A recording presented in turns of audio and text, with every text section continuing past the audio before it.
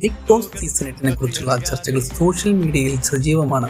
അതിൽ ഏറ്റവും കൂടുതൽ കേൾക്കുന്ന 3 പേരുകളാണ് തൊപ്പി, അലിൻ ജോസ് പെരേര, നാഗസുരേന്ദ്രൻ. ഇന്ന് ഞാൻ പറയാൻ പോകുന്നത് എൻ്റെ വ്യക്തിപരമായ അഭിപ്രായമാണ്. ഔദ്യോഗിക മത്സരാർത്ഥി പട്ടിക ഇതുവരെ വന്നിട്ടില്ല. എന്നാൽ ഈ 3 പേരും വന്നാൽ അവർ ബിഗ് ബോസ് മെറ്റീരിയലാണോ എന്നതാണ് ഇന്നത്തെ ചർച്ച. ആദ്യം തൊപ്പിയെ കുറിച്ച് പറയാം. സോഷ്യൽ മീഡിയയിൽ വലിയ സ്വാധീനമുള്ള വ്യക്തിയാണ്. അദ്ദേഹത്തിന് ശക്തമായ ഫാൻ ബേസും അതുപോലെ വിമർശകരും ഉണ്ട്. പക്ഷേ എൻ്റെ അഭിപ്രായത്തിൽ സോഷ്യൽ മീഡിയയിൽ വൈറലാകുന്നതും ബിഗ് ബോസ് വീട്ടിൽ 100 ദിവസം നിൽക്കുന്നതും രണ്ടും വ്യത്യസ്ത കാര്യങ്ങളാണ്. തൊപ്പിയുടെ ഏറ്റവും വലിയ ശക്തി തുറന്നു പറയുന്ന സ്വഭാവമാണ്. എന്നാൽ അതേ കാര്യം ബിഗ് ബോസ് വീട്ടിൽ പ്രശ്നമായും മാറാം. ബിഗ് ബോസ് വീട്ടിൽ മൊബൈൽ ഇല്ല, ലൈവ് ഇല്ല, ഫാൻ സപ്പോർട്ട് നേരിട്ട് അറിയാൻ സാധിക്കില്ല. അവിടെ ഓരോ വാക്കിനും ഉത്തരവാദിത്തമുണ്ട്. എനിക്ക് തോന്നുന്നത് തൊപ്പി വളരെ വേഗം റിയാക്ട് ചെയ്യുന്ന വ്യക്തിയാണ്. ബിഗ് ബോസ് പോലൊരു സമ്മർദ്ദമുള്ള അന്തരീക്ഷത്തിൽ അത് അദ്ദേഹത്തിന് തിരിച്ചടിയാകാൻ സാധ്യതയുണ്ട്. അതിനാൽ വ്യക്തിപരമായി നോക്കുമ്പോൾ തൊപ്പിക്ക് ഹൈപ്പ് ഉണ്ടെങ്കിലും വിന്നർ മെറ്റീരിയൽ ആകുമോ എന്ന് എനിക്കിപ്പോൾ പറയാൻ സാധിക്കുന്നില്ല. അലിൻ ജോസ് പെരേര. എൻ്റെ അഭിപ്രായത്തിൽ അതിൻ്റെ ഏറ്റവും വലിയ ശക്തി സംസാരശേഷിയല്ല. വളരെ മികച്ച സ്പീക്കർ എന്ന് പറയാൻ കഴിയില്ല. ചില സമയങ്ങളിൽ തൻ്റെ ആശയങ്ങൾ കൃത്യമായി അവതരിപ്പിക്കാൻ ബുദ്ധിമുട്ടുന്നതും കാണാറുണ്ട്. പക്ഷേ അദ്ദേഹത്തിൻ്റെ ഏറ്റവും വലിയ പോസിറ്റീവ് ആത്മവിശ്വാസമാണ്.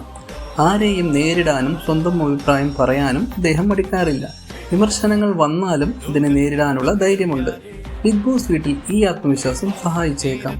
എന്നാൽ ബിഗ് ബോസ് എന്നത് ധൈര്യം മാത്രം മതിയാകുന്ന ഷോ അല്ല. ടാസ്കുകളിലെ പ്രകടനം, മാനസിക കരുത്ത്, ബന്ധങ്ങൾ കൈകാര്യം ചെയ്യൽ, ഗെയിം സെൻസ് എന്നിവയും ആവശ്യമാണ്.